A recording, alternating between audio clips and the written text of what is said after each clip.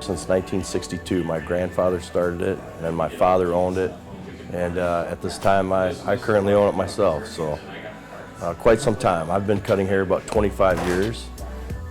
This is a new type deal for me, being the owner of the business though. So I guess another part of the business that's nice is you get to meet a lot of different people from all walks of life, all job categories, just all kinds of different attitudes of people, and I think you learn to read people pretty good after so many years of doing this. You can kind of tell as soon as a person sits down, almost to what kind of mood they're in as soon as they sit down. You can tell by maybe their posture or their demeanor or the way they answer your first few questions.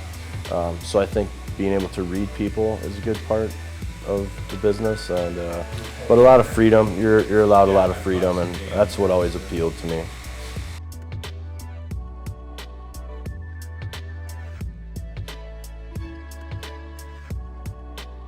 That's part of the aspect that comes into being a barber.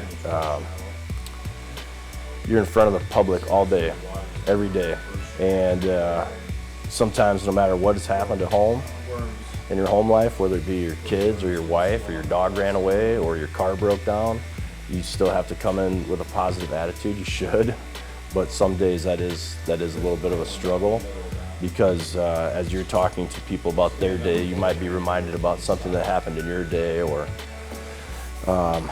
so yeah, some days it is a little bit of a struggle to try and connect with people. For myself, I don't know about other barbers, but some days for myself it can be a little struggle to try to get out of my own head.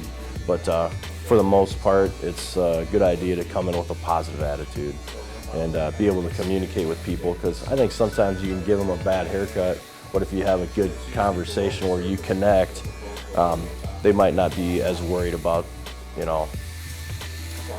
I always say haircuts are handmade, so they're not always going to turn out perfect every time, but if you give them a good experience, a positive experience, that might weigh more than an excellent haircut.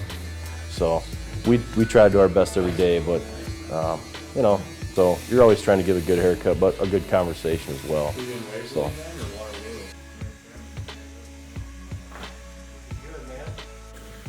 What's that? 2 o'clock and 4 o'clock.